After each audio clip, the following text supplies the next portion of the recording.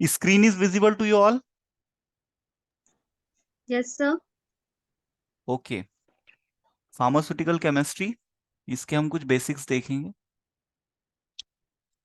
Pharmaceutical chemistry में हम क्या पढ़ते हैं? फार्माकॉन मीन्स होता है ड्रग, ठीक है। ड्रग की केमिस्ट्री पढ़ते हैं। ड्रग की केमिस्ट्री क्यों पढ़ रहे हैं? क्योंकि ड्रग बीमारी को ठीक कर सकता है। तो ड्रग बीमारी को ठीक करता है उसके स्ट्रक्चर की वजह से। और ड्रग हमें कहाँ से मिलता है? नेचुरल सोर्सेज से मिलता है। ड्रग का जो सबसे रिच सोर्स है वो है प्लांट्स, ठीक है। बहुत से ऐसे प्लांट्स है जिसमें मेडिसिनल एक्टिविटी होती है। मेडिसिनल एक्टिविटी का मतलब होता है बीमारी को ठीक करने की ताकत होती है ना। जैसे सदियों से हम लोग हर्ब्स यूज करते आ रहे हैं, ठीक है। तुलसी यूज करते हैं, है ना। हम लोग जिंजर यूज करते हैं, अदरक। हम लोग और भी बहुत सारी औषधियां हैं, जैसे अश्वगंधा है, ठीक है। या आपको कोगनोसी में पढ़ना भी है, तो कोगनोसी में जितनी भी ड्रग्स आप पढ़ोगे, एलोवेरा, एलोवेरा में एक्टिव केमिकल कांस्टेंट होता है एलोइन, ठीक है। एक्टिव केमिकल कांस्टेंट होता है एलोइन। तो एलोइन का स्किन पे पॉजिटिव इम्पैक्ट पड़ता है, इसलिए कॉस्मेटिक इंडस्ट्री उसको काफी यूज करती है, ठीक है। और एज अ स्टमक में भी टॉनिक की तरह काम करता है। तो बहुत सारे यूजेस हैं। तो ये जो नेचुरल सोर्सेज से हमें जो मॉलिक्यूल्स मिल रहे हैं, ठीक है, वो एज अ ड्रग काम करते हैं। तो इनके स्ट्रक्चर को हम फार्मास्यूटिकल केमिस्ट्री में पढ़ते हैं। क्यों? उनका उन उनमें जो स्ट्रक्चर है, उस स्ट्रक्चर में ऐसी कौन सी खास बात है जिस वजह से वो हमारी बॉडी पे एक्शन दे रहे हैं, ठीक है। तो इसलिए हम फार्मास्यूटिकल केमिस्ट्री पढ़ते हैं। हालांकि ऐसा है कि हमें चूंकि अब एग्जाम पास करना है, तो हमें बहुत सारे स्ट्रक्चर्स की प्रैक्टिस करनी पड़ेगी। अदरवाइज एग्जाम पास करने के बाद में इसकी बहुत ज्यादा जरूरत नहीं पड़ती। इवन आप गवर्नमेंट सेक्टर के एग्जाम्स पास करना चाहते हो, या इवन आप एग्जिट एग्जाम दोगे, तो इतना डीप क्वेश्चन नहीं आता है केमिस्ट्री से। वो केवल बेसिक नॉलेज आपको देने के लिए पढ़ाई जाती है। लेकिन एग्जाम पास करने के लिए हमें स्ट्रक्चर्स तो ड्रॉ करने पड़ेंगे, प्रैक्टिस भी करनी पड़ेगी, है ना। तो मैं यहाँ आपको थोड़ा सा बेसिक बताऊंगा जिससे हम फार्मास्यूटिकल केमिस्ट्री को समझ पाएंगे। देखिए, एक तो होता है इनऑर्गेनिक कंपाउंड। इनऑर्गेनिक मींस जिसमें कार्बन नहीं है। मतलब पेरियोडिक टेबल में जितने भी एलिमेंट्स हैं वो सब इनऑर्गेनिक है ना। अराउंड 118 एलिमेंट्स होंगे पेरियोडिक टेबल में, ठीक है। तो वो सारे इनऑर्गेनिक में। वो भी एज अ मेडिसिन काम करते हैं, ठीक है। उनके जो सॉल्ट्स होते हैं, है ना, जैसे फेरस सल्फेट, है ना। फेरस सल्फेट हम किस केस में यूज करते हैं? As a haematinics. यदि एनीमिया हो जाए, ब्लड की कमी हो जाए, आयरन की डेफिशिएंसी बॉडी में हो जाए, तो उस केस में हम फेरस सल्फेट यूज करते हैं। अब ये तो इनऑर्गेनिक कंपाउंड है, तो इनऑर्गेनिक कंपाउंड के सॉल्ट्स भी एज अ मेडिसिन काम करते हैं, और ऑर्गेनिक कंपाउंड भी एज अ मेडिसिन काम करते हैं। लेकिन ऑर्गेनिक कंपाउंड हमें कहाँ से मिलते हैं? प्लांट से मिलते हैं, ठीक है। वैसे तो उनमें मिनरल्स भी प्रेजेंट रहते हैं। तो एक होता है कार्बन की क्लोज्ड चेन होती है, और एक होती है ओपन चेन, ठीक है। यहां पर आप देखोगे क्लोज्ड चेन, ठीक है। ये 3 मेंबर्ड रिंग है, ये 5 मेंबर्ड है, ठीक है। और ये रिंग्स के नाम होते हैं, जैसे एजरिडिन, पायरॉल, फ्यूरॉन, थायोफेन, आइसोक्सोल, ऑक्साजोल, पायराजोल, इमिडाजोल। ये क्लोज्ड रिंग है, ठीक है। इसमें से थर्ड मेंबर रिंग कौन सी है दिलीप? ये कौन सी रिंग है? सर एजरीडाइन से कौन सी है? वेरी एजरीडाइन। एजिरिडीन की जो रिंग है, ये थर्ड मेंबर्ड रिंग है, ठीक है।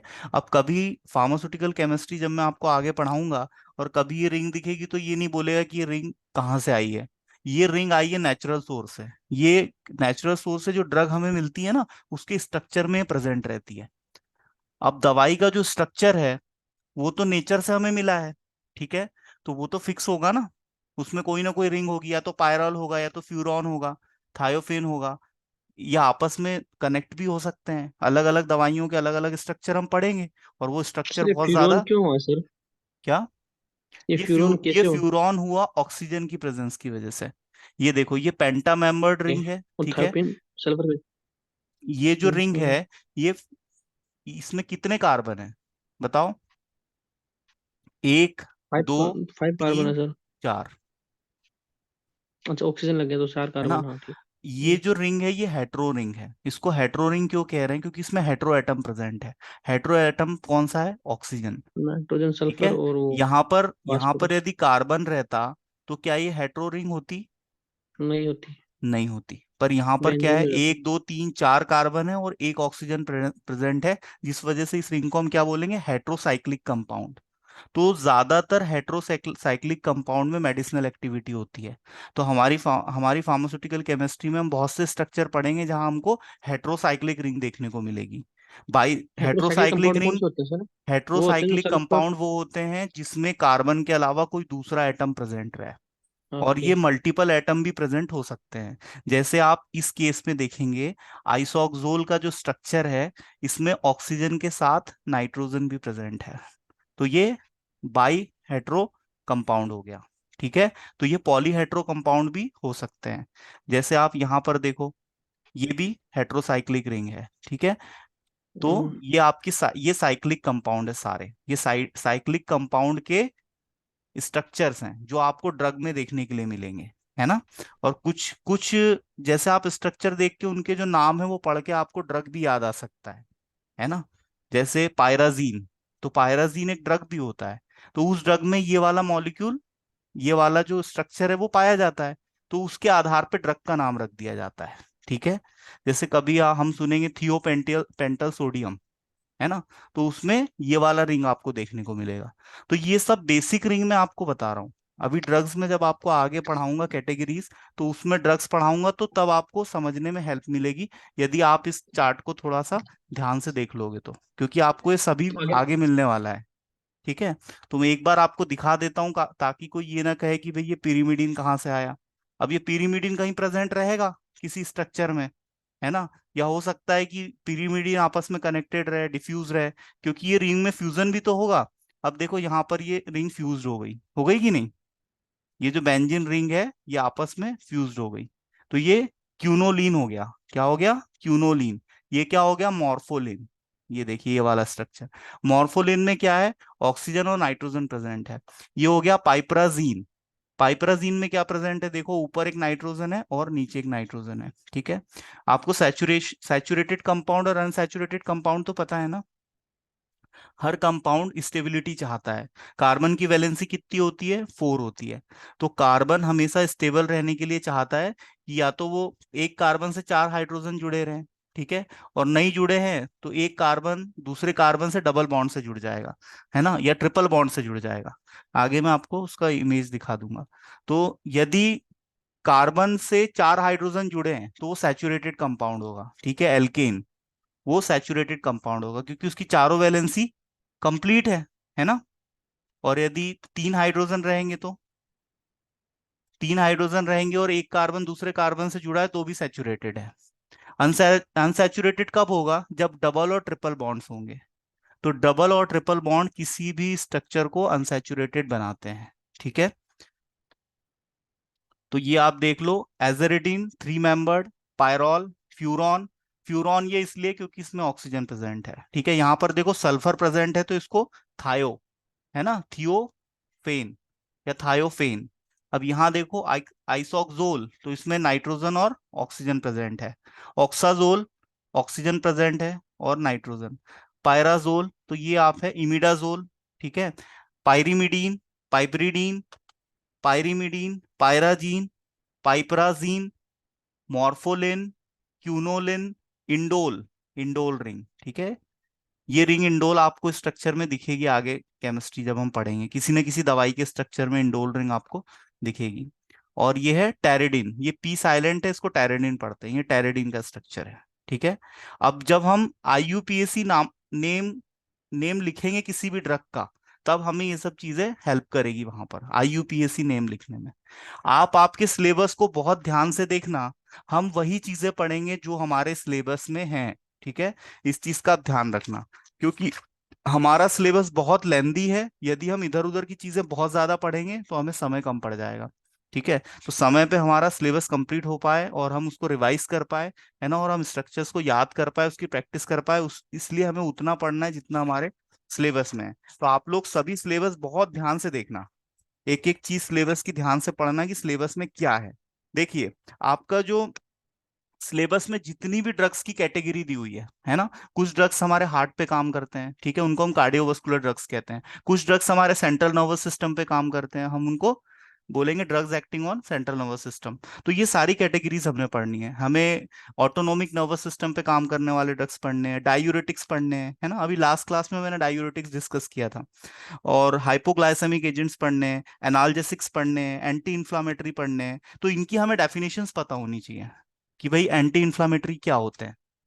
वो ड्रग्स जो सूजन कम करते हैं उनको हम एंटी इन्फ्लामेटरी ड्रग्स कहते हैं। फिर उन ड्रग्स के हमको स्ट्रक्चर पता होना चाहिए कि उसका स्ट्रक्चर कैसा है, क्योंकि स्ट्रक्चर हमें एग्जाम में ड्रॉ करना पड़ेगा। ठीक है। तो हमारे वैसे तो एंटी इंफ्लामेटरी कैटेगरी में बहुत सारे ड्रग्स आते हैं, लेकिन हमारे सिलेबस में जो है हम वही पढ़ेंगे। और स्पेशली वो ज्यादा इंपॉर्टेंट है जिसपे स्टार लगा हुआ है। ये स्टार मैं नहीं लगा रहा, ये फार्मेसी काउंसिल ऑफ इंडिया ने ये स्टार लगा के दिया है। ठीक है।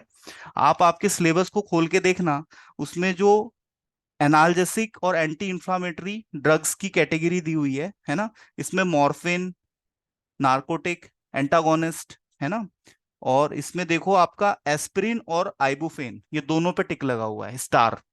कभी आपने सोचा है ये स्टार क्यों लगा है? पीसीआई चाह रही कि आप ये दो ही ड्रग के स्ट्रक्चर पढ़ो, पर स्टूडेंट ध्यान से सिलेबस को देखते नहीं है और घबरा जाते हैं, अरे इतनी सारी ड्रग्स। ऐसा नहीं है, कोई भी आपके साथ गलत नहीं करेगा। पीसीआई चाहती है कि आप ये दो ड्रग के स्ट्रक्चर पढ़ो, और ये ड्रग के स्ट्रक्चर आपसे एग्जाम में पूछे जा सकते हैं। ठीक है। तो हमें ड्रग्स की कौन सी इंफॉर्मेशन पढ़नी है? पहले तो हमें इन कैटेगरी का क्लासिफिकेशन पढ़ना है। ठीक है। जैसे एनाल्जेसिक ड्रग्स है तो इसका हमें क्लासिफिकेशन पता होना चाहिए। ठीक है। और वो क्लासिफिकेशन में जो ड्रग्स की एग्जाम्पल है वो हमें पता होना चाहिए। ये पहली चीज क्लियर हो गई। दूसरी चीज हमें पढ़नी है केमिकल नेम। जैसे आइबुफेन है तो ये तो कॉमन नेम है, आइबुफेन, एस्पिरिन, डिस्प्रिन, है ना, इसमें से कुछ ब्रांड नेम हो सकते हैं, लेकिन हमें ड्रग का आईयूपीएसी नेम पढ़ना है। आईयूपीएसी नेम क्या होता है अभी आपको मैं बताऊंगा। ठीक है। किसी भी ड्रग को इंटरनेशनली हमें रिकॉग्नाइज करना है ना, आइबुफेन तो अमेरिकन भी खाएगा, ब्रिटिशर्स भी खाएंगे और इंडियन भी खाएंगे, तो उसका नाम सारे पूरी दुनिया में एक सा होना चाहिए, तो इसलिए उसको आईयूपीएसी नेम दिया जाता है ताकि उस ड्रग को कोई भी आइडेंटिफाई कर सके। तो हमें पढ़ना है ड्रग का केमिकल नेम जिसको हम बोलते हैं आईयूपीएसी नेम। फिर हमें तीसरी चीज पढ़नी है ड्रग का स्ट्रक्चर, है ना। जैसे पैरासिटामोल आप लोग खाते हो, क्यों खाते हो? फीवर कम करता है ना। 500 mg का टेबलेट आपने कभी ना कभी लाइफ में यूज किया होगा। बुखार आता है, टेबलेट खाओ, 15 मिनट ओढ़ के सो, स्वेटिंग होती है और बुखार उतर जाता है और अच्छा लगता है। तो पैरासिटामोल क्या है? एंटीपायरेटिक है। ठीक है। तो पैरासिटामोल का स्ट्रक्चर कैसा होता है? ठीक है। वैसे तो सिंथेसिस भी पढ़नी पड़ती है, लेकिन हमारे सिलेबस में है नहीं सिंथेसिस, है ना। ड्रग्स के सिंथेसिस बी फार्मेसी में हम लोग पढ़ते हैं, बैचलर्स इन फार्मेसी। जो आपके डिप्लोमा इन फार्मेसी का ग्रेजुएशन है उसमें ये चीजें और डेप्थ में हो जाती है ना। हमें यहाँ पर एसएआर भी नहीं पढ़ना है। एसएआर क्या होता है? मैं आपको ये सब इसलिए बता रहा हूँ, आप बुक खोल के बैठोगे तो आप लोग घबरा जाओगे, बोलोगे अरे ये क्या है। एसएआर होता है स्ट्रक्चरल एक्टिविटी रिलेशनशिप, ये आपको नहीं पढ़ना है। दूसरा ड्रग की सिंथेसिस, कि वो ड्रग का फॉर्मेशन कैसे हो रहा है, ये भी आपको नहीं पढ़ना है। क्यों नहीं पढ़ना है? क्योंकि आप डिप्लोमा कर रहे हो ना। किसी भी जो जैसे डिग्री है, पीजी है, तो उसका सबसे इनिशियल लेवल होता है डिप्लोमा। तो डिप्लोमा में क्या है, थोड़ा सुपरफिशियली बच्चों को गाइड किया जाता है, बहुत डेप्थ में नहीं बताया जाता। इसलिए आपके सिलेबस में कहीं आप नहीं देखोगे कि सिंथेसिस लिखा हुआ है कि इस कंपाउंड की सिंथेसिस बताओ। ना तो एग्जाम में आता है ना तो आपके सिलेबस में लिखा हुआ है। नेक्स्ट आता है, आपको पता होना चाहिए ड्रग का स्टोरेज कंडीशन क्या है और ड्रग को हम कैसे स्टेबल रख सकते हैं। तो आपने देखा होगा ड्रग की स्टेबिलिटी के लिए हम क्या करते हैं, उसको टाइटली क्लोज्ड कंटेनर में रखते हैं, क्योंकि ज्यादातर ड्रग्स हाइग्रोस्कोपिक इन नेचर होती है। हाइग्रोस्कोपिक का मतलब होता है इन्वायरमेंट से मॉइस्चर को ग्रैब करके लिक्विफाई हो जाना, नम पड़ जाना, है ना। आपने देखा होगा नमकीन का पैकेट आपने खोल के रखा, उसने नमी ग्रैब की और वो थोड़ा सा, उसकी ब्रिटलनेस कम हो गई, उसका कुरकुरापन कम हो गया, है ना। तो वो वही घटना जो है उसको हम हाइग्रोस्कोपिक कहते हैं। तो हमारा ड्रग तो स्पॉइल हो जाएगा, खराब हो जाएगा, उसकी स्टेबिलिटी डाउनफॉल में चली जाएगी। तो इसीलिए हम ड्रग को टाइटली क्लोज्ड कंटेनर में रखते हैं। ये मैं आपको इसलिए बता रहा हूँ, न जाने सैकड़ों ड्रग का जो स्टोरेज कंडीशन है उसमें आपको यही लिखना पड़ेगा, well closed tight container, air tight container. ऐसा बहुत ड्रग में आप पढ़ोगे, इसलिए मैं आपको पहले ही बता रहा हूँ। दूसरा, बहुत सी ड्रग को क्या है, कूल और ड्राई प्लेस पे रखा जाता है, मतलब ठंडी जगहों पे रखा जाता है। इसलिए आपने देखा होगा ज्यादातर जो अच्छे मेडिकल स्टोर्स होते हैं वहां पर एसी लगा होता है। क्यों लगा होता है एसी? क्योंकि एसी से हम टेम्परेचर को मेंटेन कर सकते हैं। ज्यादातर ड्रग्स ऐसे हैं जिनको हमको 25 डिग्री सेल्सियस टेम्परेचर के आसपास रखना है ना। अब गर्मी के दिनों में टेम्परेचर हो गया 48, तो हमारा ड्रग खराब नहीं हो जाएगा? कंपनी ने ड्रग को बनाया था तो कहा था कि भाई 3 साल तक ड्रग रहेगा, तो कंपनी ने स्टडी की थी और कंपनी ने बताया भी था कि आप इसको 25 डिग्री सेल्सियस पे रखो। हमने उस ड्रग को क्या है 48 डिग्री सेल्सियस पे रखा, तो ड्रग 3 साल की जगह 1 साल में खराब हो जाएगा। ठीक है। ड्रग का डिस्कलरेशन हो जाएगा, ड्रग ड्रग में कैपिंग हो जाएगी, यदि टैबलेट है तो कैपिंग की प्रॉब्लम आ जाएगी, डिस्कलरेशन की प्रॉब्लम आ जाएगी, तो दवाई खराब हो जाएगी। तो दवाई की स्टोरेज और स्टेबिलिटी की कंडीशंस हमें पता होनी चाहिए कि हम दवाई को कैसे सुरक्षित रख सकते हैं। और फिर हमें पढ़ना है पॉपुलर ब्रांड, मतलब एनाल्जेसिक है तो एनाल्जेसिक कैटेगरी में आइबुफेन है, तो आइबुफेन का मार्केट में पॉपुलर ब्रांड कौन सा है ना। जैसे आइबुजेसिक आता है, बहुत चलता है, आप कहीं भी किसी मेडिकल स्टोर पे जाके बोलोगे आइबुजेसिक दे देगा आपको। तो फेमस ब्रांड नेम हमें पता होना चाहिए हर कैटेगरी की दवाई के, जितनी हमारे सिलेबस में है ना। जैसे हाइपरटेंसिव, एंटी हाइपरटेंसिव ड्रग्स हैं हमारी सिलेबस में, तो इनकी जो दवाइयां हैं, कैप्टोप्रिल है, प्रोप्रानोल है, इनके फेमस ब्रांड नेम। और फिर हमें लास्ट चीज पता होनी चाहिए ड्रग्स के फॉर्मुलेशन, कि वो किस किस मार्केट में किस फॉर्म में वो अवेलेबल है, किस डोजेस फॉर्म में वो अवेलेबल है। भाई मुझे टैबलेट नहीं खानी, तो क्या मुझे आइबुफेन का मुझे इंजेक्शन मिल जाएगा? तो मुझे पता होना चाहिए कि वो किस किस फॉर्म में मार्केट में अवेलेबल है। आपने देखा होगा ना, कुछ दवाइयां ऐसी है कि हम टेबलेट भी खा सकते हैं, सिरप भी खा सकते हैं, और इमरजेंसी रहे तो हम पेरेंटल रूट से भी ले सकते हैं। मतलब काफी ब्रॉड क्राइटेरिया कवर करता है वो, उसका डोजेस फॉर्म। ठीक है। तो हमें ये पता होना चाहिए कि वो दवाई किस डोजेस फॉर्म में मार्केट में अवेलेबल है, और वो किस फार्माकोपिया के हिसाब से बनाई गई है। इंडियन फार्माकोपिया के हिसाब से बनाई गई है, ब्रिटिश फार्माकोपिया के हिसाब से बनाई गई है, या United United states pharmacopoeia USP. तो आईपी, बीपी और यूएसपी, ये तीनों जो टर्मिनोलॉजी है, इससे आपका बहुत सामना होने वाला है। तो जहां भी आईपी लिखा दिखे समझ जाना, paracetamol 500 mg IP, it means वो इंडियन फार्माकोपिया के हिसाब से बनी है। कहीं आपको यूएसपी नजर आए, मतलब वो यूनाइटेड स्टेट्स की जो फार्माकोपिया है उसके हिसाब से वो दवाई कंपनी ने बनाई है ना। फार्माकोपिया में आपको बता चुका हूं क्या होता है। Pharmacopoeia is a standard book, इसमें दवाई बनाने का एसओपी दिया हुआ है। दवाई आप बनाओगे तो उसका प्यूरिफिकेशन कैसे करोगे, उसकी स्टोरेज कंडीशंस भी दी हुई है, दवाई का स्ट्रक्चर भी दिया हुआ है ना। जैसे मैंने आपको बताया था ना, हिंदू के लिए गीता और मुस्लिम के लिए कुरान, वैसी फार्मासिस्ट के लिए कौन सी बुक होती है? फार्माकोपिया। तो फार्माकोपिया फार्मासिस्ट के लिए बहुत जरूरी बुक है, क्योंकि उसमें दवाइयों का सारा डिस्क्रिप्शन दिया हुआ है, स्ट्रक्चर दिया हुआ है। ये जितना कुछ हम यहाँ सिलेबस में हमको पढ़ना है ना, सब फार्माकोपिया में दिया हुआ है, और बहुत डीप में दिया हुआ है ना। तो हमारे देश की फार्माकोपिया के हिसाब से हम दवाई बनाते हैं तो उस पर आईपी लिख देते हैं। यूएसपी के हिसाब से बनाते हैं, हम अमेरिका की किताब भी यूज कर सकते हैं, कोई दिक्कत नहीं, हम उसको मेंशन कर देते हैं। तो हमें ये भी बताना है कि वो दवाइयाँ जो हमारे सिलेबस में है, वो आईपी, बीपी या यूएसपी किसके हिसाब से बनी है, तो वो भी हमको पता होना चाहिए। तो इतनी चीजें हमें फार्मास्यूटिकल केमिस्ट्री में पढ़नी है। ठीक है। तो हमारी ड्रग की कैटेगरी शुरू होती है 5th यूनिट से। ठीक है। हमारी ड्रग की कैटेगरी कहाँ से शुरू होती है? 5th यूनिट से। तो 5th यूनिट क्या है? Drugs acting on central nervous system. तो सेंट्रल नर्वस सिस्टम पे कौन से ड्रग्स काम करते हैं? एनेस्थेटिक्स। एनेस्थेटिक्स वो दवाइयां होती है जो इंसान को बेहोश कर देती है, और बेहोश करने की जरूरत कब पड़ेगी? जब हम सर्जरी परफॉर्म करेंगे, किसी मेजर ऑर्गन की हमें सर्जरी करनी है तो हम पेशेंट को बेहोश कर देंगे। नहीं तो पेशेंट अपना पेट खुला हुआ देखेगा तो वो डर के मर सकता है, तो हम उसको क्या है, बेहोशी की दवाई दे देते हैं, तो उसको बोलते हैं हम एनेस्थेटिक्स। अब ये दो टाइप के होते हैं, एक होता है लोकल और जनरल। तो जनरल में पेशेंट अनकॉन्शियस हो जाता है, और लोकल में पेशेंट कॉन्शियस रहता है। तो इसकी हमें दवाइयां पढ़ना है, थियोपेंटल सोडियम, अभी मैंने आपको बताया थियोपेंटल। इसमें क्या सल्फर दिख जाएगा हमें इसके स्ट्रक्चर में। कैटामीन है, हाइड्रोक्लोराइड है, और प्रोपोफोल। ये दवाइयों के नाम आप याद रखोगे। ठीक है। एनेस्थेटिक्स दवाइयों के नाम क्या है? थियोपेंटल सोडियम, कैटामीन, कैटामीन हाइड्रोक्लोराइड और प्रोपोफोल। ये दवाइयां पेशेंट को बेहोश कर देती हैं। ठीक है, ये दवाइयाँ पेशेंट को बेहोश कर देती है। यदि आपने किसी को ये दवाइयाँ दी तो वो घंटे 2 घंटे के लिए ऐसा हो जाएगा कि उसको दीन दुनिया से कोई लेना देना नहीं। ठीक है, बेहोश जिसको हम बोलते हैं, अनकॉन्शियस। नेक्स्ट आता है सेडेटिव हिप्नोटिक्स। सेडेटिव हिप्नोटिक्स ऐसी दवाइयाँ होती है जो एज अ स्लीपिंग पिल काम करती है। कोई पेशेंट है, उसको नींद नहीं आ रही, आप उसको ये दवाई दे दो, नींद आ जाएगी।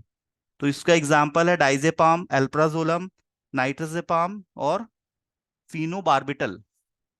तो इतनी दवाइयां हमें सेडेटिव हिप्नोटिक्स की कैटेगरी में पढ़नी है। सेडेटिव हिप्नोटिक्स क्या होते हैं? Sleeping pills. एक मदहोशी, एक नींद नींद आने में ये हमारी हेल्प करते हैं। यदि हमें नेचुरली नींद नहीं आ पा रही है तो हम इन दवाइयों को खाएं तो हमें नींद आ जाएगी। तो सेडेटिव हिप्नोटिक, ये दवाइयां कहाँ काम करती है? सेंट्रल नर्वस सिस्टम पे। अब सेंट्रल नर्वस सिस्टम आपने एनाटॉमी फिजियोलॉजी में पढ़ रखा है। ठीक है, सेंट्रल नर्वस सिस्टम में ब्रेन और स्पाइनल कॉर्ड आता है, तो वहां पर ये दवाइयां काम करेगी। ठीक है, और आपको सुला देगी। अगला आता है एंटी साइकोटिक ड्रग्स। है ना, एंटी साइकोटिक ड्रग्स हम कहाँ पर यूज करेंगे? जो पेशेंट पागल हो गया है ना, हम बोलते हैं इसकी खसक गई है, सटक गया है ये, ऐसे पेशेंट में हम ये दवाइयां यूज करते हैं। है ना, आपने देखा होगा मूवीज में, जो पागल होते हैं बहुत उपद्रव मचाते हैं, तो सिस्टर आती है और आओ देखती है ना, ताओ कहीं पर भी उनको इंट्रामस्कुलर एक इंजेक्शन टोस देती है, और वो फिर शांत हो जाते हैं, बैठ जाते हैं वो फिर चुपचाप। तो ये वही दवाइयां होती है, ये सेंट्रल नर्वस सिस्टम पे काम करके उसको मतलब कूल डाउन कर देती है। तो जो पेशेंट के अंदर जो एक्साइटमेंट होता है वो डाउन हो जाता है, तो जिस वजह से पेशेंट शांत बैठ जाता है। तो ये दवाइयां हैं आपकी एंटी साइकोटिक ड्रग्स। तो एंटी साइकोटिक ड्रग्स पागलपन के ट्रीटमेंट में यूज होती है, ल्यूनेटिक पेशेंट्स। ठीक है, तो पागलपन के इलाज के लिए दवाइयां यूज होती है। साफ शब्दों में कहूँ तो इसमें आता है आपका रेस्पेरिडोल, हेलोपेरिडोल। इन सबके हम स्ट्रक्चर्स भी देखेंगे, है ना, अभी आगे। फिर नेक्स्ट इसमें आता है एंटी कन्वर्जन ड्रग। कन्वर्जन मतलब क्या होता है? दौरा। मिर्गी का पेशेंट देखा होगा आपने कभी? मिर्गी का जब दौरा आता है, पेशेंट अनकॉन्शियस हो जाता है, मुंह से फेस आने लगता है, मसल्स उसकी सिकुड़ने लगती है, बॉडी में रिजिडिटी आ जाती है ना, कभी आंखें उसकी ऊपर चढ़ जाती है, कभी उसको लेटरिंग हो जाती है, कभी उसको यूरिनेशन हो जाता है, अनकॉन्शियस हो जाता है ना, बॉडी वाइब्रेट करने लगती है। ठीक है, तो उस कन्वर्जन के केस में ड्रग्स यूज किए जाते हैं। ठीक है, एपिलेप्सी भी है आपके सिलेबस में, नेक्स्ट ईयर में आपको एपिलेप्सी पढ़ना है, मिर्गी। ठीक है, तो मिर्गी सेंट्रल नर्वस सिस्टम से रिलेटेड एक डिजीज है जिसके ट्रीटमेंट में दवाइयां यूज होती है। कन्वर्जन मीन्स होता है दौरे। ठीक है, हम बोलते हैं ना दौरा आया था उसको, तो दौरे में क्या होता है, बॉडी पे हमारा कोई कंट्रोल नहीं रहता। ठीक है, तो उन सब केसेस में जैसे फेनिटोइन, ये क्वेश्चन अक्सर एग्जाम में पूछा जाता है एमसीक्यू में कि मिर्गी के ट्रीटमेंट में कौन सा ड्रग यूज किया जाता है सबसे ज्यादा, तो वो फेनिटोइन यूज किया जाता है। फेनिटोइन, कार्बामेजिपिन, क्लोनाजेपाम, वेल्प्रोइक एसिड, गाबापेक्टिन, टोपिरामेट और वाइवा बैटरीन, ये ड्रग उतने ज्यादा कॉमन नहीं है। और लोमोट्राइजीन, तो इतने drugs as a anticonvulsant use होते हैं। ये सब ड्रग्स के नाम हमें याद होना चाहिए। नेक्स्ट क्लास में मैं जितना आपको अभी पढ़ा रहा हूँ ये पहले पूछूंगा आपसे, उसके बाद में आगे बढ़ूंगा, तो ये सब आपको याद करना है। मैं पूछूंगा भाई सेडेटिव हिप्नोटिक्स के एग्जाम्पल दो, तो आपको 2 ड्रग्स के नाम बताने हैं मिनिमम। मैं पूछूंगा भाई एंटी कन्वर्जन ड्रग्स के नाम बताओ, आपको बताने हैं। एंटी कन्वर्जन ड्रग्स की डेफिनेशन क्या होती है? ऐसे ड्रग्स जो कन्वर्जन को कम करे, उनको एंटी कन्वर्जन ड्रग्स कहते हैं। एंटी मतलब अपोजिट, उल्टा, है ना। जैसे आपका एंटी हाइपरटेंसिव, तो हाइपरटेंसिव मतलब क्या? जो टेंशन को, हाइपरटेंशन मतलब होता है टेंशन बढ़ना। ठीक है, और एंटी हाइपरटेंसिव मतलब बढ़े हुए टेंशन को कम करना, बढ़े हुए प्रेशर को कम करना। तो एंटी हाइपरटेंसिव ड्रग्स। तो ये सभी ड्रग्स की हमें डेफिनेशन पता होनी चाहिए। तो ये तो खैर नाम से ही सुन के समझ में आ जाता है, लेकिन जैसे कोई ड्रग में लूं, जैसे एंटी डायूरेटिक्स, ये तो मैंने आपको कल ही बताया था। क्या होते हैं anti diuretic drugs? What is definition? Any one of you बताइए। जो सर यूरिन के प्रेशर को कम करता है उनको। जो यूरिन के प्रोडक्शन को कम करते हैं, ठीक है, उनको हम एंटी हाँ डायूरेटिक्स जी ड्रग सर। कहते हैं। और इसका उल्टा डायूरेटिक ड्रग्स क्या होता है, जो यूरिन के प्रोडक्शन को बढ़ाएंगे। ये मैंने प्रीवियस क्लास में आपको बताया था। इसका जो मैंने वीडियो है ये भी मैंने डाला है, तो मैं आपको लिंक शेयर करूंगा, तो वहां पर आप देख सकते हो। तो आपको इसमें कहा था मैं, anti depressant drugs. Anti depressant drugs की भी डेफिनेशन पूछी जाती है। डेफिनेशन तो सबकी बहुत इजी है, एक लाइन में ही बता दोगे। ऐसे ड्रग्स जो डिप्रेशन को कम करें। कोई पेशेंट है वो अवसाद में चला गया है, तो वो साइकोलॉजिस्ट के पास जाता है ना। साइकोलॉजिस्ट के पास जाएगा तो वहां पर उसको ये ड्रग्स दिए जाएंगे जो उसके टेंशन को, उसके अवसाद को, उसके जो मानसिक तनाव है उसको कम करेंगे। ठीक है, तो ये ड्रग हम इसमें पढ़ेंगे, है ना। तो ये हमारे ड्रग्स हो गए, drugs acting on central nervous system. अब हमें नेक्स्ट यूनिट में पढ़ना है drugs acting on autonomic nervous system. ठीक है, सेंट्रल नर्वस सिस्टम में जो ड्रग्स आ रहे हैं वो हमारे ऐसे मूवमेंट्स को कंट्रोल कर रहे हैं जिसपे हमारा कंट्रोल है ना। लेकिन जो ऑटोनोमिक नर्वस सिस्टम है उसमें जो ड्रग्स आते हैं, जैसे हमारे हार्ट की बीट हमें कम करना है, बढ़ गई है ज्यादा, तो हार्ट बीट पे हमारा कोई कंट्रोल है क्या?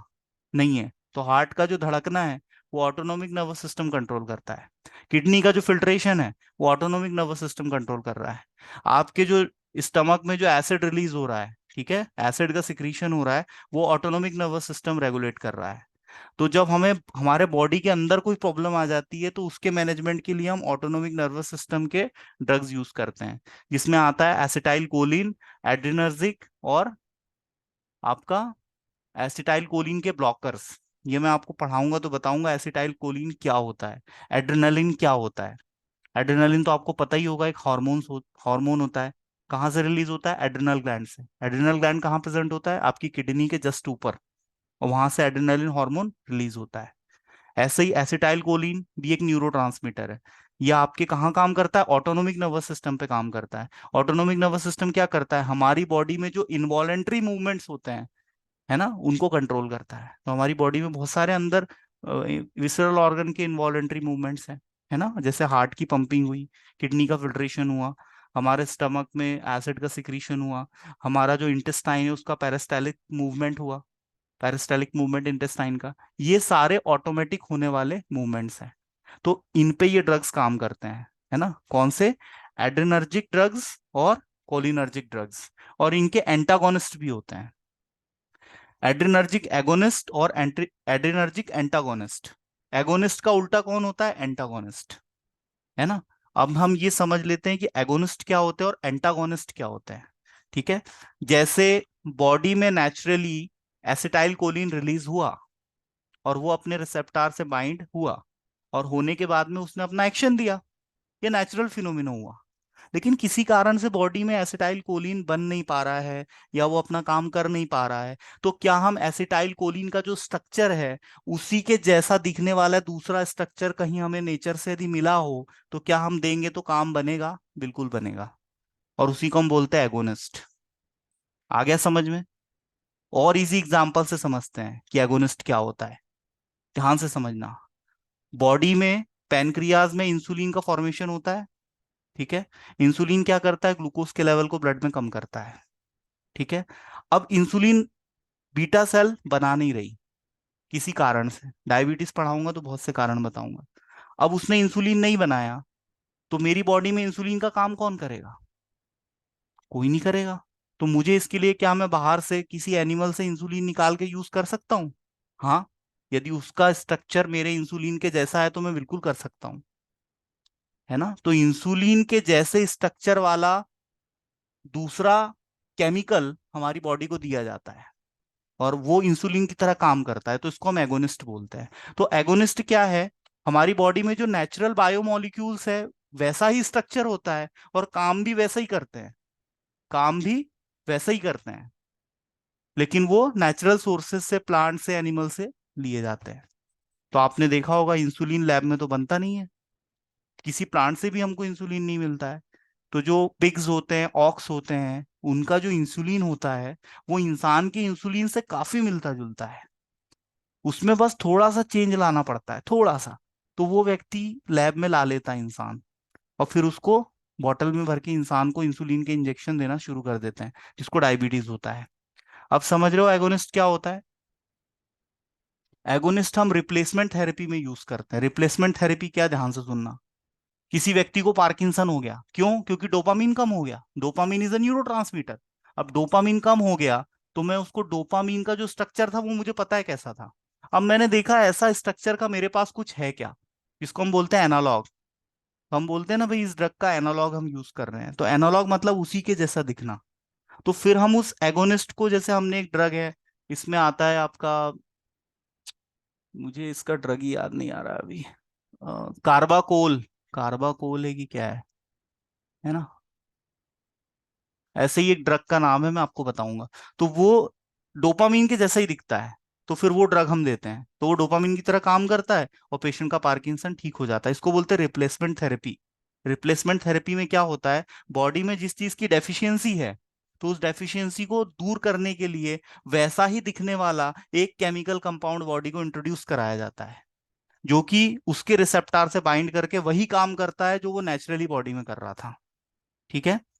तो एसिटाइल कोलिन को हम देखेंगे और एड्रेनालिन को देखेंगे। एड्रेनालिन तो नेचुरली हमारी बॉडी में बनता है, लेकिन यदि एड्रेनालिन किसी कारण से ना बने, तो हम आउटसोर्सिंग करेंगे एड्रेनालिन की, और एसिटाइल कोलिन की भी करेंगे।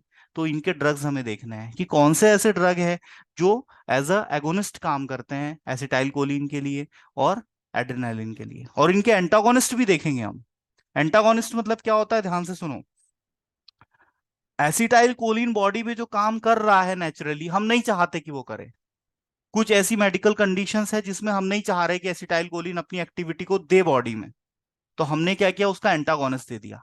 एंटागोनिस्ट क्या होता है, सेम दिखता है एसिटाइल कोलिन की जैसा, लेकिन वो बॉडी में जाके करेगा क्या, रिसेप्टर से बाइंड होगा, तो एसिटाइल कोलिन बाइंड नहीं हो पाएगा। और एसिटाइल कोलिन बाइंड नहीं होगा तो एसिटाइल कोलिन अपना एक्शन नहीं देगा, और जो एंटागोनिस्ट है वो उस रिसेप्टर को ब्लॉक कर देगा, उस रिसेप्टर को ब्लॉक कर देगा। तो ब्लॉकेज की वजह से एसिटाइल कोलिन ने भी अपना एक्शन नहीं दिया जो नेचुरली बॉडी में रिलीज हुआ था, और बाहर से जो हमने ड्रग दिया उसने रिसेप्टर को कवर कर लिया। तो अब एसिटाइल कोलिन अपना एक्शन दे ही नहीं पाएगा। तो ये होता है एंटागोनिस्ट। तो एंटागोनिस्ट में एफिनिटी तो होती है, एफिनिटी मतलब रिसेप्टर से बाइंड करने की क्षमता, ठीक है, लेकिन इफिकेसी नहीं होती। इफिकेसी मतलब होता है दवाई का बॉडी में एक्शन देना, या किसी बॉडी बायोमोलिक्यूल का बॉडी में एक्शन देना, कोई एक्टिविटी परफॉर्म करना। ठीक है? तो एंटागोनिस्ट में क्या होता है, एंटागोनिस्ट और एगोनिस्ट की डेफिनेशन एग्जाम में पूछी जाती है फार्मास्यूटिकल केमिस्ट्री में, कि एगोनिस्ट क्या होता है और एंटागोनिस्ट क्या होता है। एगोनिस्ट का उल्टा होता है एंटागोनिस्ट। एगोनिस्ट में एफिनिटी भी होती है और इफिकेसी भी होती है, और एंटागोनिस्ट में क्या होता है, एफिनिटी तो होती है, रिसेप्टार से बाइंड होने की पावर तो होती है, रिसेप्टार के प्रति लगाव तो होता है, लेकिन इफिकेसी नहीं होती। ताले में चाबी घुस तो रही है, घूम भी रही है, लेकिन ताला नहीं खोल रही साहब। वैसे ही क्या होता है, एंटागोनिस्ट के केस में होता है, रिसेप्टर को कैप्चर कर लिया, उसको उससे बाइंड कर लिया, और ड्रग को बाइंड नहीं हो, जो बायोमोलिक्यूल है वो बाइंड नहीं हो पा रहा, तो उसका एक्शन नहीं मिलेगा। तो हमें मेडिकल साइंस में दोनों ही, एगोनिस्ट और एंटागोनिस्ट दोनों की जरूरत पड़ती है। तो हमेशा याद रखना एगोनिस्ट क्या होता है, एंटागोनिस्ट क्या होता है। आगे नेक्स्ट ईयर में फार्माकोलॉजी आएगी, तो हर बार ये वर्ड यूज होगा, एगोनिस्ट एंटागोनिस्ट, एगोनिस्ट एंटागोनिस्ट। तो फट से न समझ जाना कि क्या बोल रहा हूं मैं, क्योंकि फार्माकोलॉजी में बिना एगोनिस्ट एंटागोनिस्ट के काम ही नहीं चलता आपका। ठीक है? फार्माकोलॉजी और फार्मा केमिस्ट्री में सिर्फ इतना डिफरेंस है, फार्माकोलॉजी में हम क्या पढ़ते हैं, ड्रग के इंडिकेशंस के बारे में, यूजेस के बारे में, साइड इफेक्ट के बारे में, ड्रग का डोज कितना है ना, ड्रग बॉडी में काम कैसे कर रहा है, उसका मैकेनिज्म ऑफ एक्शन क्या है, ये सारी चीजें हम पढ़ते हैं। और हम केमिस्ट्री में क्या पढ़ते हैं, ड्रग के स्ट्रक्चर के बारे में पढ़ते हैं, कि ड्रग का स्ट्रक्चर कैसा है, ड्रग की स्टोरेज कंडीशन क्या है, उस स्ट्रक्चर का आईयूपीएसी नेम क्या है, उसके मार्केट में कौन से फॉर्मुलेशन अवेलेबल है, कौन से डोजेस फॉर्म में वो अवेलेबल है ना, और उस ड्रग को हम कैसे उसको स्टेबल, मतलब स्टेबिलिटी उसकी मेंटेन कर सकते हैं। तो ये हमारा फार्मास्यूटिकल केमिस्ट्री का ओवरव्यू है। अब नेक्स्ट यूनिट हमारा आता है इसमें, है- ये यूनिट आपको समझ में आ रहा है, इसका एक रफ आइडिया? ये सब हम पढ़ेंगे, लेकिन अभी मैं आपको रफली एक आइडिया दे रहा हूँ और एक जनरल डेफिनेशन बता रहा हूँ, ताकि आप भी घर पे किसी बुक से पढ़ें तो आपको ये समझ में तो आए कि हमें क्या पढ़ना है, किस चीज के नोट्स बनाने हैं। आप नोट्स बनाना शुरू कर दो, जो भी आपके पास बुक है उसमें से आप थोड़ी थोड़ी चीजें अपनी नोटबुक में धीरे धीरे लिखना शुरू कर दो, तो आपको एग्जाम टाइम पे बहुत फायदा मिलेगा। ठीक है। जैसे आज मैंने पढ़ाया आपको जो कुछ, तो इसको आप थोड़ा सा नोट किया करो अपनी कॉपी में। और जो वीडियो मैं आपके साथ शेयर करता हूँ, नोट्स आपके साथ शेयर करता हूँ, इसमें से जब तक आप दो चार स्ट्रक्चर अपनी कॉपी में ड्रॉ नहीं करोगे तो आपको फायदा नहीं मिलेगा। ठीक है। तो ये आपका 6th यूनिट हो गया। 7th यूनिट में है drugs acting on cardiovascular system. 8th unit में है डायूरेटिक्स। 9th यूनिट में है हाइपोग्लाइसेमिक एजेंट्स। एग्जाम में पूछा जाता है व्हाट इज हाइपोग्लाइसेमिक एजेंट, ये डेफिनेशन पूछी जाती है। क्योंकि इसमें नाम से समझ में नहीं आ रहा ना, वैसे तो आ रहा है, लेकिन आप में से कोई बता पाए तो कोशिश करो। हाइपोग्लाइसेमिक एजेंट्स क्या होते हैं? What is hypoglycaemic agents?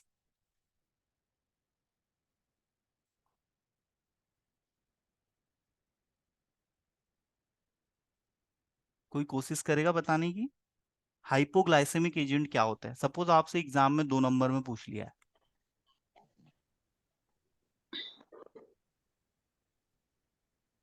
Sir जो ऐसे एजेंट्स को जो डायबिटीज को कम करे।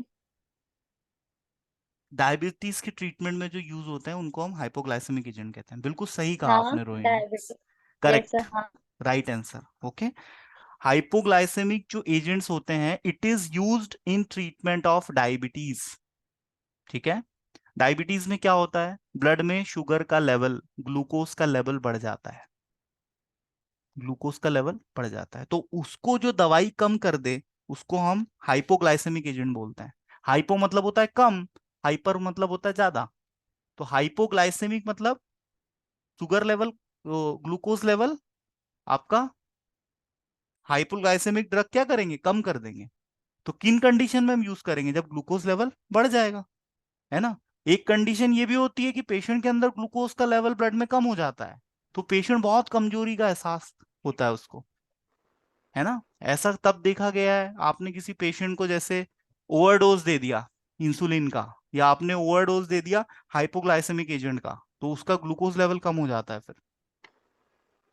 तो ये दोनों ड्रग्स होते हैं, एक होता है हाइपोग्लाइसेमिक एजेंट, ये कब यूज करेंगे? जब शुगर लेवल बढ़ जाएगा, ग्लूकोज का लेवल बढ़ जाएगा। ये डायबिटीज जब मैं पढ़ाऊंगा ना तब ये अच्छे से बताऊंगा, और ये सर आज ड्रग्स। बहुत हो गया, बस करो सर। अरे अभी कहाँ, आधा घंटा तो हुआ है। मैंने 9 बजे क्लास शुरू किया है आपका, वो भी मैंने 5 मिनट लेट शुरू किया था, और अभी मात्र 30 मिनट हुआ है। चलो ठीक है ना। थोड़ा सा है, और 5 मिनट सुन लो बस। ठीक है सर। यहां तक आपको चीजें कुछ रफ आइडिया दिमाग में, एक पिक्चर बन रही है आपको, हाँ है सर, अब ना। तो कोर्स का सिलेबस का पता लग रहा है ना।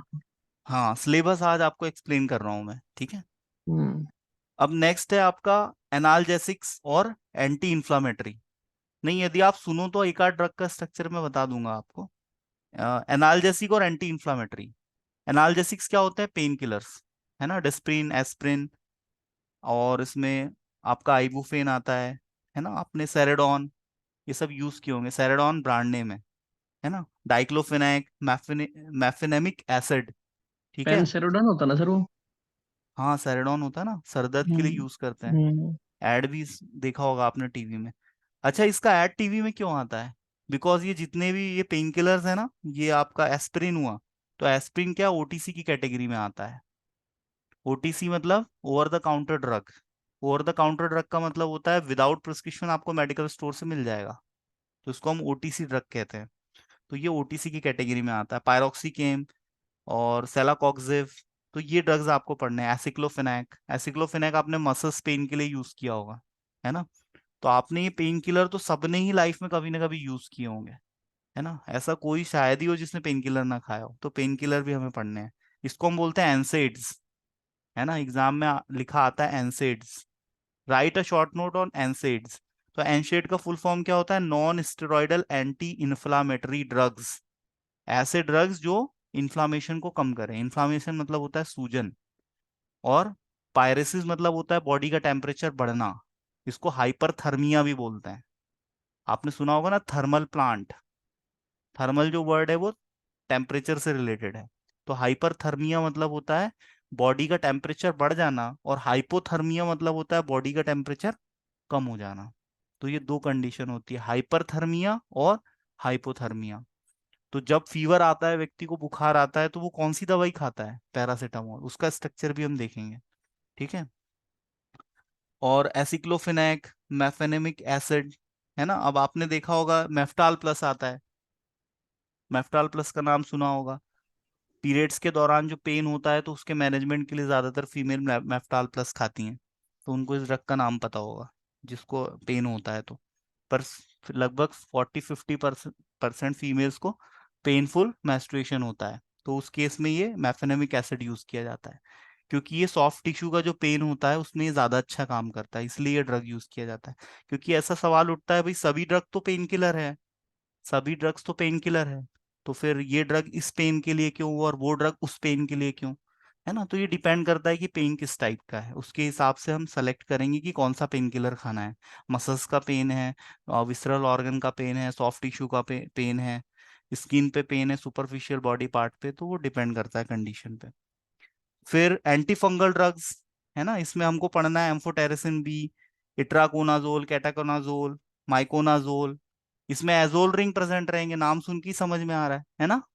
जैसे miconazole, azole, azole ring present होंगे। जब हम इसको पढ़ेंगे तो इसके स्ट्रक्चर को हम देखेंगे तो उसमें एजोल रिंग हमें दिखेगा, ठीक है। और कीटाकोनाजोल, फ्लूकोनाजोल, ये सब एंटी फंगल ड्रग्स हैं। फंगस से जो इन्फेक्शन कॉज होता है, जैसे एक्जिमा भी फंगस की वजह से होता है। आपने देखा होगा इसके ऑइंटमेंट्स आते हैं, है ना, बॉडी पे, स्किन पे कहीं अपर सरफेस के पे रिंग का फॉर्मेशन हो गया है, इन्फेक्शन हो गया है, इचिंग हो रही है, रेडनेस आ गई है, पेन हो रहा है, बर्निंग सेंसेशन हो रहा है, तो उन सब केस में डॉक्टर इसके इंजेक्शंस भी आते हैं इनके, और ऑइंटमेंट्स भी आते हैं, और टेबलेट्स भी आते हैं। फ्लूकोनाजोल टेबलेट आपने खाया होगा, फ्लूकोनाजोल कभी ना कभी। डॉक्टर कहता है ना भाई 3-4 दिन में, सप्ताह में एक बार खाना है, इससे ज्यादा इसका डोज नहीं होता है। अब बताओ ये टैबलेट जो है वो डॉक्टर एक सप्ताह में एक बार लेने के लिए क्यों कह रहा होगा? क्योंकि इसकी बायोलॉजिकल हाफ लाइफ ज्यादा होती है। बायोलॉजिकल हाफ लाइफ क्या होती है कि जब हमने ड्रग खाया, तो वो हमारे ब्लड में कब तक रहेगा, कब तक वो एक्शन देगा। तो ये ड्रग्स जो है ये काफी लंबे समय तक एक्शन देते हैं, है ना। 5 दिन तक इनका एक्शन बना रहता है, इसलिए इनका अगला डोज 5 दिन, 6 दिन, 7 दिन बाद लिया जाता है। तो कोई भी ड्रग यदि डॉक्टर कह रहा है कि भाई सप्ताह में एक बार लो, 2 बार लो, मतलब उन ड्रग्स का बायोलॉजिकल हाफ लाइफ ज्यादा है, ये बात आप ध्यान रखना। और बायोलॉजिकल हाफ लाइफ क्या होता है? जब हम दवाई खाते हैं तो पेट से खून में जाती है, और खून में दवाई की कंसंट्रेशन बढ़ती है, और एक ऐसे लेवल पे आती है कि ड्रग एक्शन देना शुरू कर देती है। फिर वो अपने एक्शन को मेंटेन रखती है, और फिर जब ड्रग की कंसंट्रेशन ब्लड में डाउन होने लगती है, तो ड्रग का एक्शन धीरे धीरे कम हो जाता है। और वो ग्राफ जब नीचे की तरफ आता है, तो ड्रग की कंसंट्रेशन जब पूरी कम हो गई ब्लड में, तो एक्शन खत्म हो जाता है ना। तो जब ड्रग बॉडी में गई, तो उसकी कंसंट्रेशन बढ़नी शुरू हुई, तो एक ऐसे लेवल पे आती है जहां से वो एक्शन देना शुरू करती है, उसको बोलते हैं थेरापेटिक विंडो, है ना। और फिर उसके बाद एक्शन मेंटेन रहता है। तो वो कब तक मेंटेन रहेगा? किसी ड्रग की यदि बायोलॉजिकल हाफ लाइफ यदि सपोज 36 घंटे की है, मतलब वो 36 घंटे तक अपने एक्शन को बरकरार रखेगी वो, है ना। अब जैसे ये सिडेनाफिल आता है, टेडालाफिल आता है ना, ये जो इरेक्टाइल डिसफंक्शन के लिए जो मेडिसिन यूज होती हैं, ये कम से कम 7 दिन, 8 दिन, 10 दिन, इतने लंबे समय तक अपने एक्शन को बरकरार रखती है ना। अब कुछ ड्रग्स ऐसी हैं जो डॉक्टर कह रहा है दिन में 4 बार लो। अब भाई 4 बार लेने का क्यों कह रहा? अरे आपने ली, खून में गई, उसकी कंसंट्रेशन डाउन हुई, एक्शन गया 4 घंटे में, अब क्या करोगे? फिर लेनी पड़ेगी। तो अब भाई ड्रग का एक्शन 4 से 6 घंटे तक मेंटेन है, तो फिर हमें उस ड्रग को कम से कम दिन में 2-3 बार, 4 बार लेना पड़ सकता है ना। तो इस आधार पे ड्रग का डोज डिसाइड किया जाता है कि कौन सा ड्रग हम कितनी बार लेंगे, दिन में कितनी बार लेंगे, सप्ताह में कितनी बार लेंगे, वंस अ वीक या वंस अ मंथ। कुछ ड्रग्स ऐसे भी हैं जिनको मतलब महीने में 2 बार खाओगे आप, ऐसे ड्रग्स भी है ना। अब इसमें एंटी फंगल हमें पढ़ना है, एम्फोटेरिसिन बी, और माइकोनाजोल, कैटेकनाजोल। फिर हमें पढ़ना है यूरिनरी ट्रैक इन्फेक्शन में जो ड्रग्स यूज होते हैं, जैसे norfloxacin. Urinary track infection, renal, kidney से रिलेटेड जो इन्फेक्शन होगा, उसमें जो हम एंटीबायोटिक्स यूज करेंगे, ओफ्लॉक्सासिन, सिप्रोफ्लॉक्सासिन, है ना, ये एंटीबायोटिक्स हमें पढ़ने हैं। फिर हमें पढ़ना है anti tubercular drug, tuberculosis, tuberculosis का जो इन्फेक्शन होता है उसके लिए जो हम ड्रग यूज करते हैं, इसको याद करने का एक बहुत अच्छा ट्रिक है पेरिस। पेरिस से आप याद कर सकते हो, है ना। तो इसमें आपको पायराजीनामाइड, रिफाम्पिसिन और ethambutol, para amino salicylic acid, ठीक है, इतने ड्रग्स हमें पढ़ने हैं। एंटीवायरल ड्रग्स पढ़ने हैं। एंटीवायरल मतलब जो वायरस को किल करेंगे, ठीक है। तो ये आपने अभी महामारी अभी आई थी ना, महामारी, तो उसमें आपने ड्रग्स के नाम सुने होंगे, टेल्मी फ्लू, फेबी फ्लू। तो ये सब एंटीवायरल ड्रग्स हैं। हमारे सिलेबस में कौन से हैं?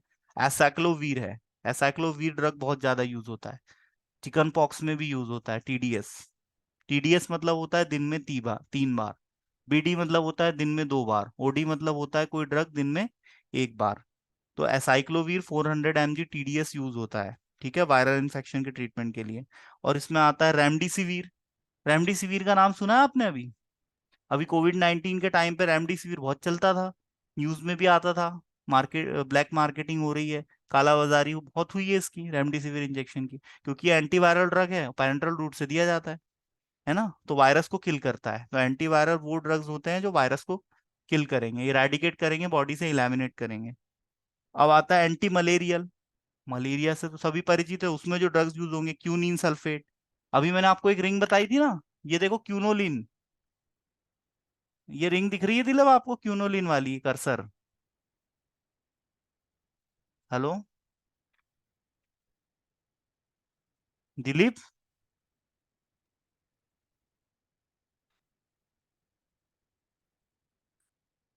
सो गए क्या? हेलो ऐसे सुन रहे हैं। ये जो रिंग दिख रही है ना, ये कर्सर, ये क्यूनोलिन की जो रिंग है, ये जब हम एंटी मलेरियल ड्रग्स पढ़ेंगे तो उसके स्ट्रक्चर में हमको ये रिंग नजर आएगी, ठीक है।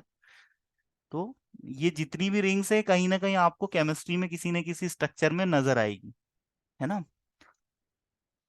तो इसमें हम देखेंगे एंटी मलेरियल ड्रग्स, जिसमें हमें क्यूनिन पढ़ना है, क्यूनिन सल्फेट। अब ये जो ड्रग्स हैं ये सॉल्ट फॉर्म में दी जाती है। जैसे आपने देखा होगा थियोपेंटल सोडियम, तो सोडियम के साथ इसका सॉल्ट बना दिया। सॉल्ट इसलिए बना दिया, ड्रग की स्टेबिलिटी बढ़ जाएगी, है ना। सॉल्ट बना दोगे तो स्टेबिलिटी बढ़ जाएगी। अब किसी व्यक्ति को आपने खाना खिला दिया, अब वो मार्केट में जाएगा तो उसको समोसा और जलेबी को देख के उतनी ज्यादा पॉसिबिलिटीज नहीं बनेगी कि वो उस पर टूट पड़े, और भूखा रहेगा तो टूट पड़ेगा। तो ड्रग को हमने साल्ट फॉर्म में बना दिया, मतलब उसको, उसका एक पार्टनर उसको दे दिया कि जब तक आप पेट में नहीं जाते हो तब तक इसके साथ आप रहो है ना। तो हर ज्यादातर ड्रग्स है वो सॉल्ट फॉर्म में दी जाती है। तो सॉल्ट फॉर्म में ड्रग को बनाने का रीजन है कि उसकी स्टेबिलिटी बढ़ जाती है, तो ड्रग को सॉल्ट फॉर्म में दिया जाता है। तो यहाँ पर क्या है, क्यूनिन ड्रग है लेकिन उसका सॉल्ट बना दिया सल्फेट के साथ, तो इसलिए इसका नाम है क्यूनिन सल्फेट। क्लोरोक्वीन, है ना, क्लोरोक्वीन फॉस्फेट, प्राइमाक्वीन फॉस्फेट, ठीक है। तो ये ड्रग्स हैं। आर्टेमिसिन, आर्टेमिसिन का इंजेक्शन आता है, मलेरिया में यूज होता है।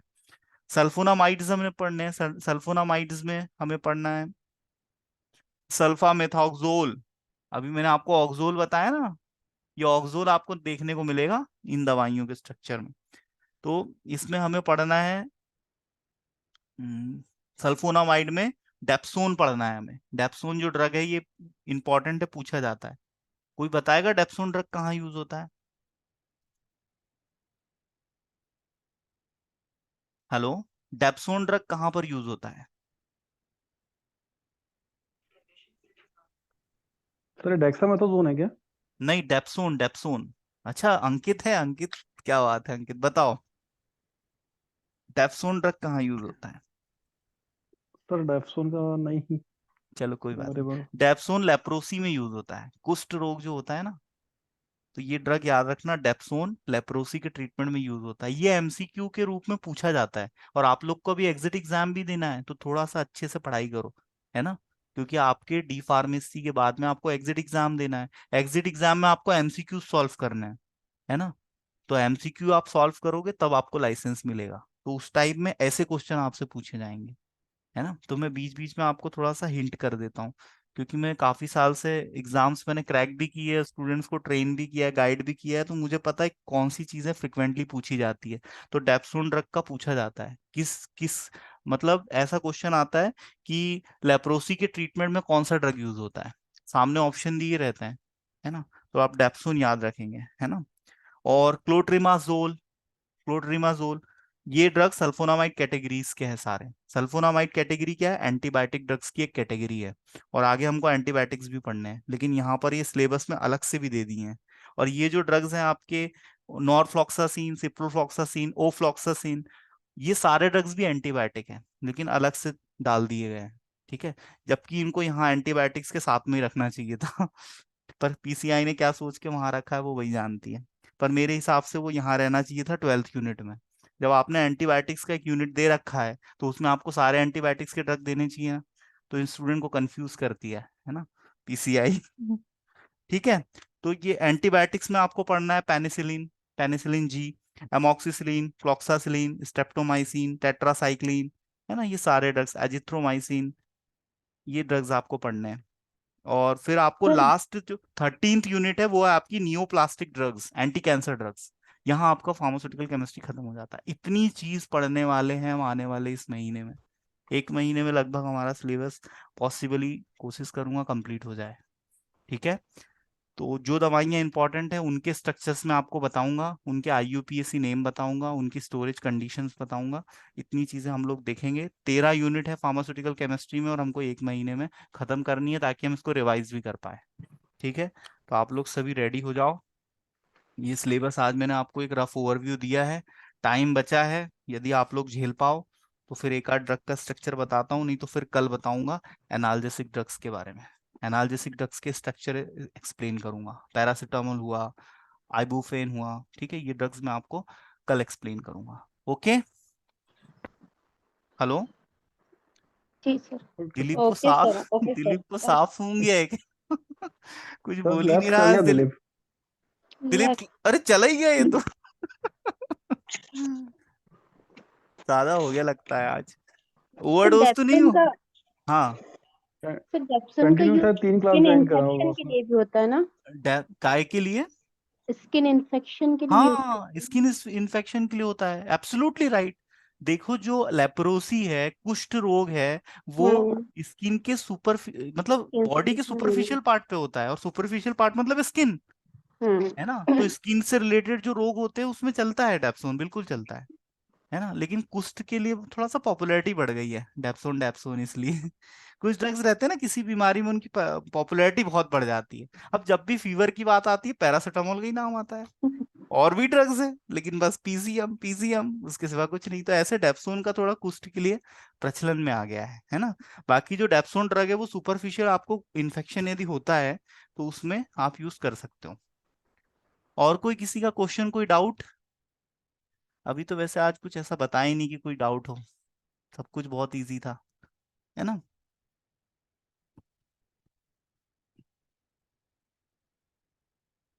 ठीक है, तो आप लोग का काम ये है, आप लोग ये जितने भी यूनिट्स हैं इनके जो ड्रग्स हैं इनके नाम याद कर लेंगे।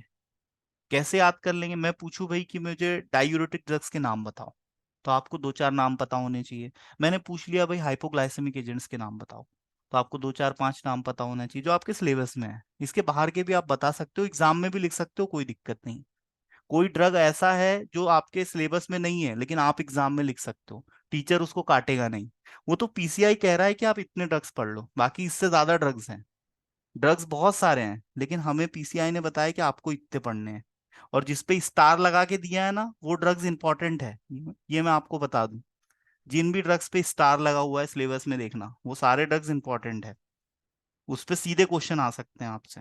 तो वो ड्रग्स हम करेंगे, है ना। और सिलेबस एक बार आप शेयर कर देंगे? बिल्कुल, मैं आपसे व्हाट्सएप ग्रुप पे सिलेबस शेयर करूंगा। सिलेबस को आप बहुत ध्यान से देखना, पूरा सिलेबस टॉप टू बॉटम पढ़ना, एक एक लाइन। उसको थोड़ा सा एक ओवरव्यू आपके दिमाग में बनेगा, है ना। हम जब कोई पेंटिंग बनाते हैं तो पहले हम स्केलेटन बनाते हैं ना, उसके बाद उसमें रंग भरते हैं, है ना। इसलिए हम फार्मास्यूटिकल केमिस्ट्री शुरू करने से पहले एक स्केलेटन बनाएंगे, फिर हम उसमें रंग भरेंगे। तो आज मैंने केवल स्केलेटन बनाया है। आप लोग भी सिलेबस पढ़ो और एक स्केलेटन बनाओ अपने माइंड में, तो आपको फार्मास्यूटिकल केमिस्ट्री छोटी और आसान लगने लगेगी, है ना। तो कल हम डिस्कस करेंगे, अभी से आपको बता देता हूँ, एनाल्जेसिक और एंटी इंफ्लामेटरी एजेंट्स। ये मैं इसलिए डिस्कस करूंगा क्योंकि इससे हर साल क्वेश्चन आता है, क्योंकि बिना पेन किलर के काम चलता नहीं किसी का, इसीलिए ये इंपॉर्टेंट हो जाता है। तो ये हम सबसे पहले पढ़ेंगे unit number 10, analgesic and anti inflammatory agents. ठीक है, ये यूनिट हम पढ़ेंगे कल। ओके, 9 से 10 हमारी क्लास होगी और उसमें हम ये वाला यूनिट डिस्कस करेंगे, और हम केवल इंपॉर्टेंट ड्रग्स के स्ट्रक्चर ही डिस्कस करेंगे, क्योंकि ड्रग्स आपके सिलेबस में बहुत ज्यादा है, लेकिन जो ड्रग्स हमेशा पूछे जाते हैं उन्हीं को हम देखेंगे। तो हम 2-3 स्ट्रक्चर इसमें से कर लेंगे, इनफ है इतना हमारे लिए, सारी ड्रग्स हम नहीं देखेंगे। ठीक है, जैसे हम एस्पिरिन देख लेंगे, आइबुफेन देख लेंगे और पैरासीटामोल देखेंगे, बस ये 3 ही ड्रग हम देखेंगे। और इस चीज की मेरी गारंटी है कि ये 3 ड्रग के अलावा चौथी ड्रग आपसे एग्जाम में नहीं पूछी जाएगी। ठीक है, ये 3 ड्रग हम करेंगे इसमें, आइबुफेन, एस्पिरिन और पैरासीटामोल, पीसीएम। ठीक है, तो कल हमारी क्लास होगी 9 से 10। और आज की क्लास में तो ऐसे डाउट वाला कुछ है नहीं। क्यों दिलीप, कहाँ चले गए थे? सर डिनर किया है अभी। और हमने डिनर नहीं किया और तुम सूत रहे हो, बढ़िया। ठीक है, सर चलो मैं मुझे तो भी दिन भूख, में मुझे भी कमिटमेंट भूख भी लग कर रही है। रखा है। क्या? चलो सर इसका वीडियो इसका हाँ, मैं रिकॉर्डिंग शेयर कर दूँ। रिकॉर्डिंग वीडियो दे दूंगा आपको, ठीक है ना? गुड सारे कर, night, good night, good sir night. सारे कर देना ना। हाँ हाँ, सारे कर दूंगा। ठीक है good, sir, okay, good night ठीक, sir. Okay, good night. Bye bye sir. Bye bye.